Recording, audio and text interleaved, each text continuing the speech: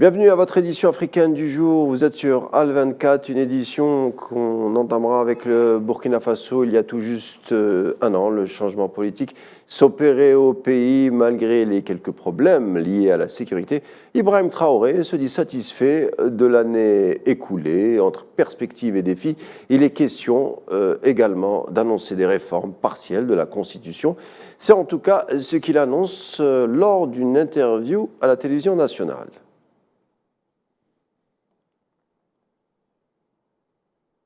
Une interview dont il est question dans un instant. Traoré met en exergue tout naturellement la sécurité de son pays, traversée par des attentats durant cette année. On l'écoute. On est venu. On est venu pour la sécurité. Il faut que tous les Burkinabés choisissent leur président. Il faut que ceux qui vont postuler puissent aller partout au Burkina. Voilà, aller faire leur campagne et tout. Donc, il faut qu'on assure la sécurité d'abord. On ne peut pas se mettre...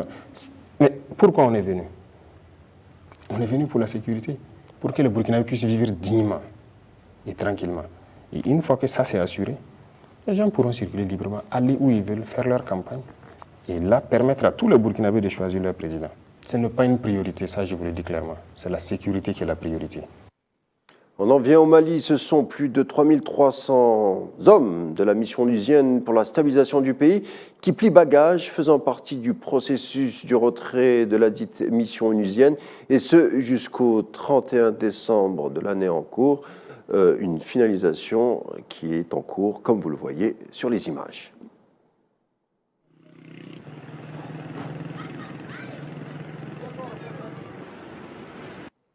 On en vient maintenant au Gabon, un mois après la chute du régime d'Ali Bongo, la rue, toujours en attente des nouvelles perspectives politiques. En effet, la nouvelle direction a beaucoup de tâches à accomplir en attendant le nouveau calendrier politique, comme on va le voir dans un moment.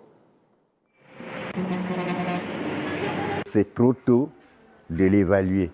Il vaut mieux être patient parce qu'un mois, ce n'est pas beaucoup. 2 mois, c'est non plus assez, mais c'est peut-être à partir de 3 mois, 6 mois qu'on pourra voir ce qui ne va pas par rapport aux attentes.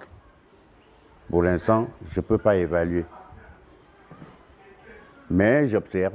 Je souhaite que le couvre-feu soit simplement retiré, parce que déjà, je n'ai pas observé de problème de sécurité dans la ville ou dans les autres provinces du Gabon. Donc je pense que par rapport aux structures ou des sociétés qui œuvrent la nuit, je pense que ce serait idéal quand même.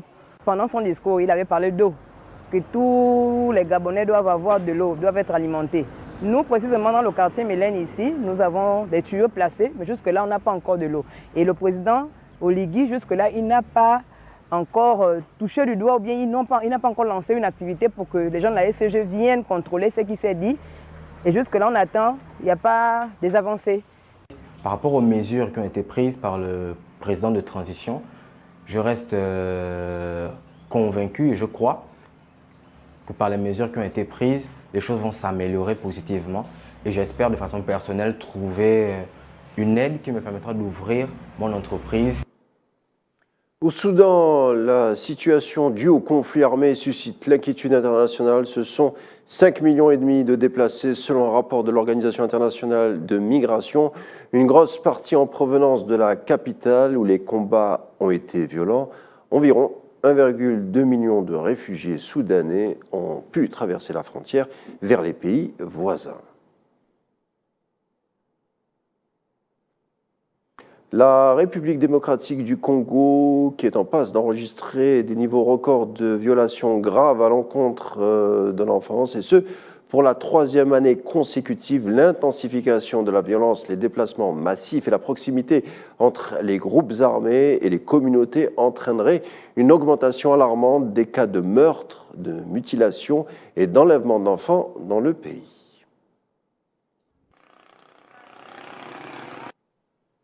Libye, les liaisons aériennes entre le pays et l'Italie ont repris aujourd'hui, après une interruption de près d'une décennie. Un avion de la compagnie libyenne privée Metski a décollé de l'aéroport de Mitiga, Tripoli, vers l'aéroport de Fiumicino à Rome.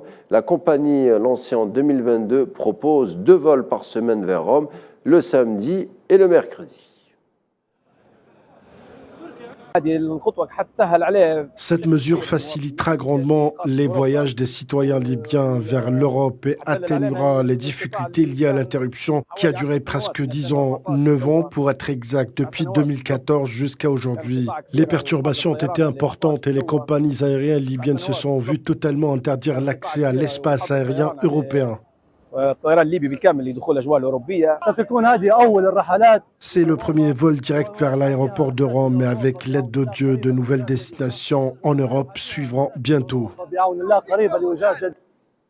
Et on reste encore sur les relations libyo-italiennes. Un accord a été signé à Palerme entre l'Italie et la Libye pour le transfert des détenus en marge de la conférence internationale célébrant le 20e anniversaire de l'entrée en vigueur de la Convention des Nations Unies contre la criminalité transnationale organisée.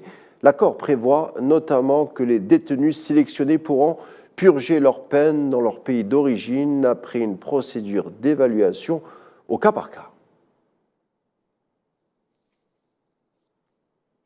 177 passagers, dont plus de la moitié de migrants, ont été évacués ce matin d'un ferry reliant l'île italienne de Lampedusa à la Sicile après qu'un incendie se soit déclaré dans la salle des machines. Le ferry avait à son bord 150 passagers, dont 83 migrants et 27 membres d'équipage, ont précisé les gardes-côtes.